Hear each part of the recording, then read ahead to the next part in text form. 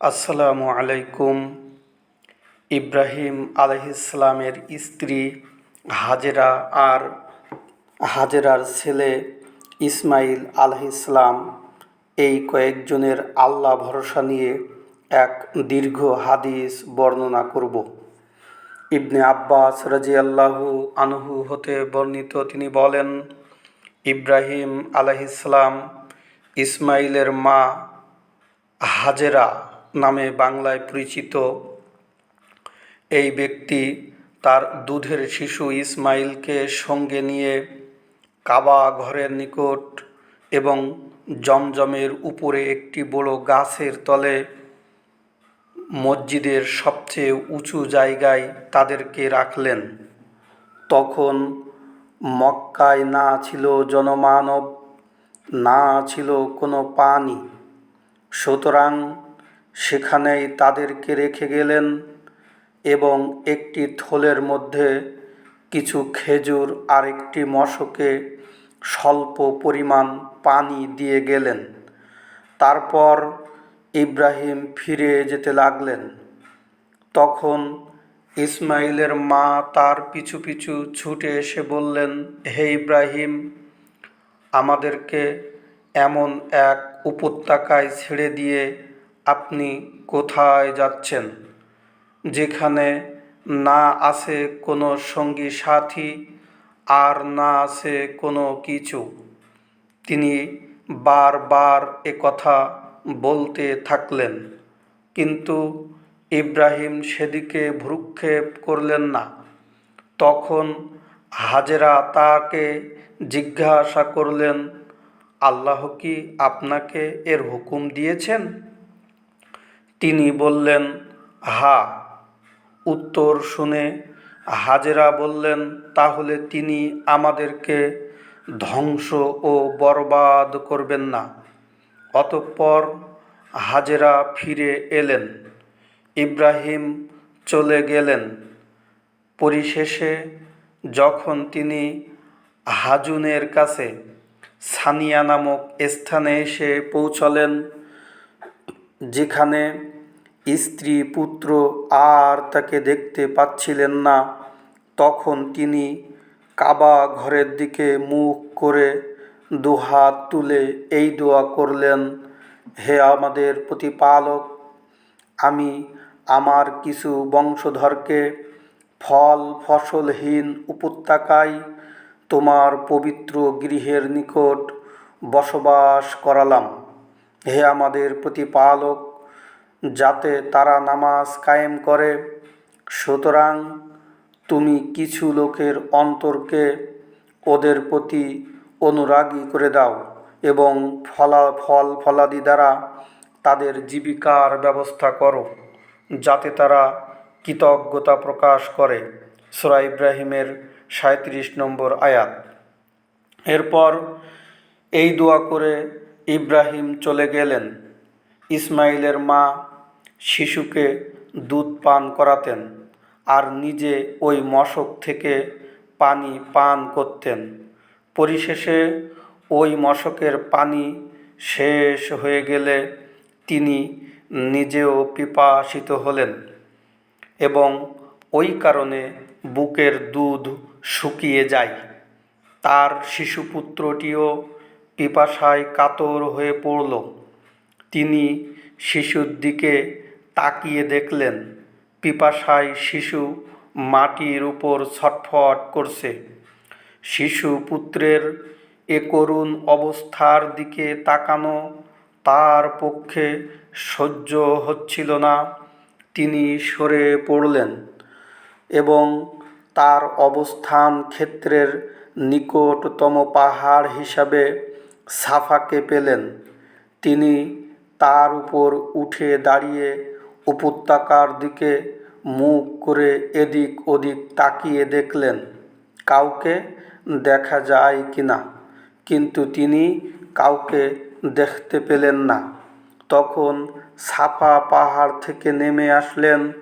এরপর যখন তিনি উপত্যকায় পৌঁছলেন, তখন আপন মেক্সির নিচে দিক তুলে একজন শ্রান্ত ক্লান্ত মানুষের মতো দৌড়ে উপত্যকা পার হলেন। এরপর মারোয়া পাহাড়ে এসে তার উপরে উঠে দাঁড়ালেন।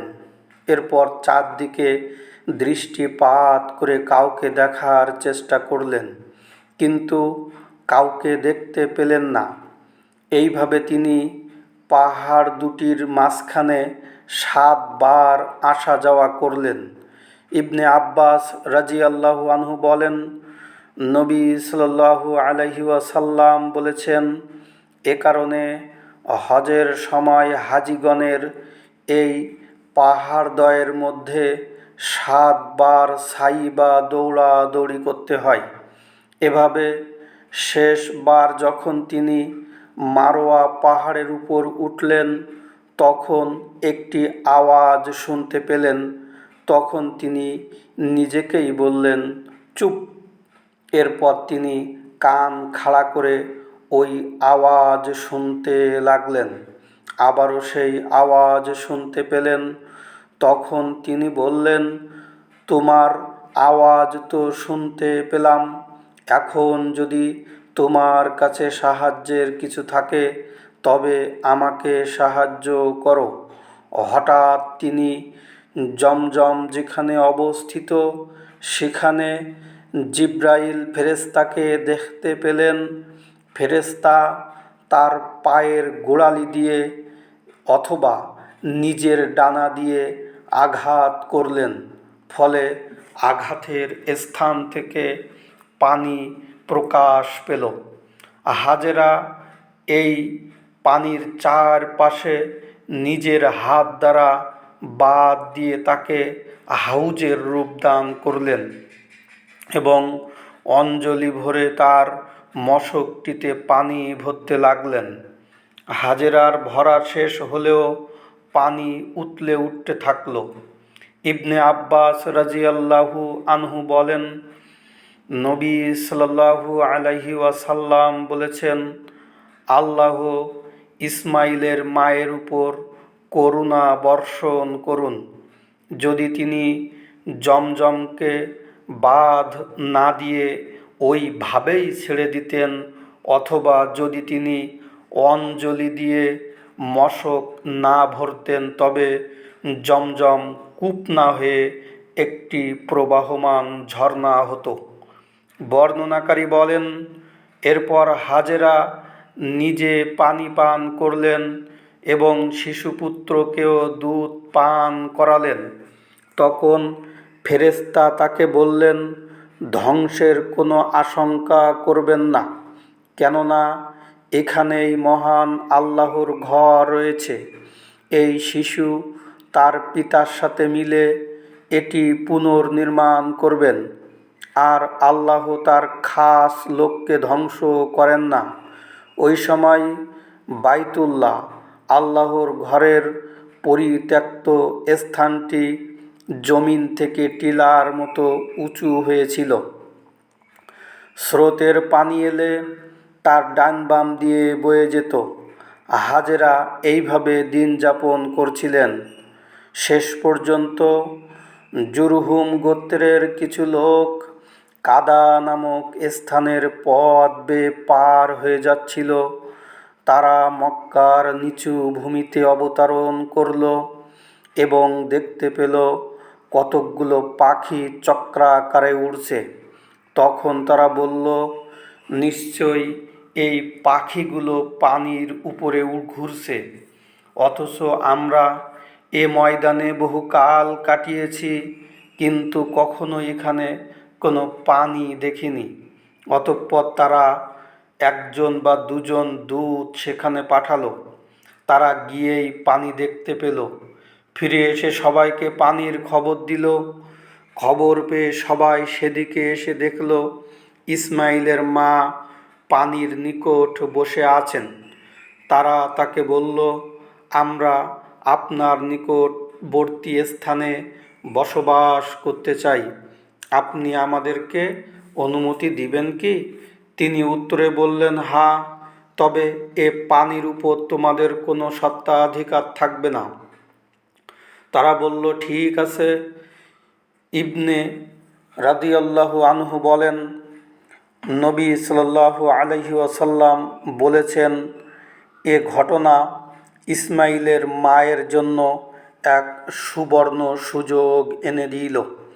যেহেতু তিনি তো সঙ্গী সাথী চাচ্ছিলেন, সুতরাং তারা তাদের পরিবার পরিজনের কাছেও খবর পাঠালো, তারাও এসে তাদের সাথে বসবাস করতে লাগলো।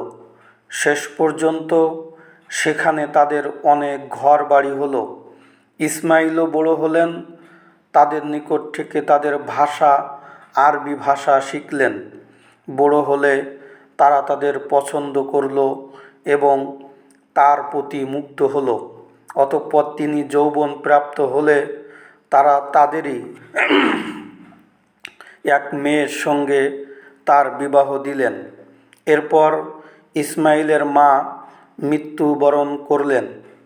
ইসমাইলের বিবাহের পর ইব্রাহিম তার পরিত্যক্ত পরিজনকে দেখার জন্য এখানে এলেন, কিন্তু এসে ইসমাইলকে পেলেন না।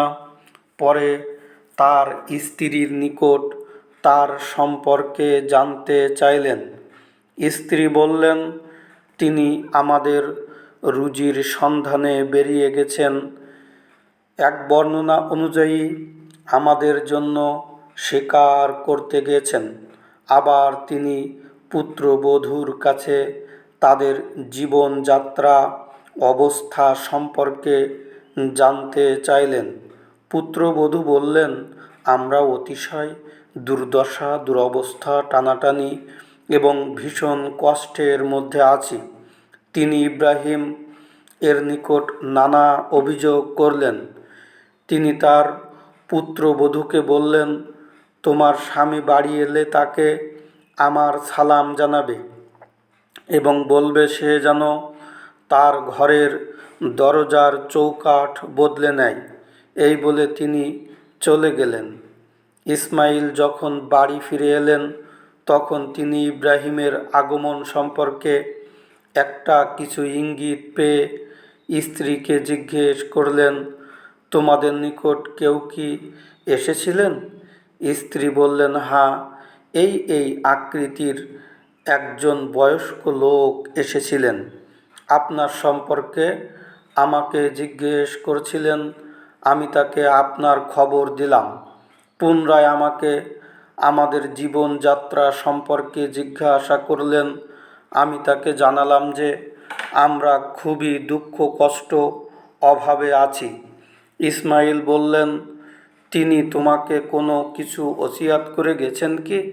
স্ত্রী বললেন, হ্যাঁ, তিনি আমাকে নির্দেশ দিয়ে গেছেন আপনাকে তার সালাম পৌঁছাতে এবং আরও বলেছেন,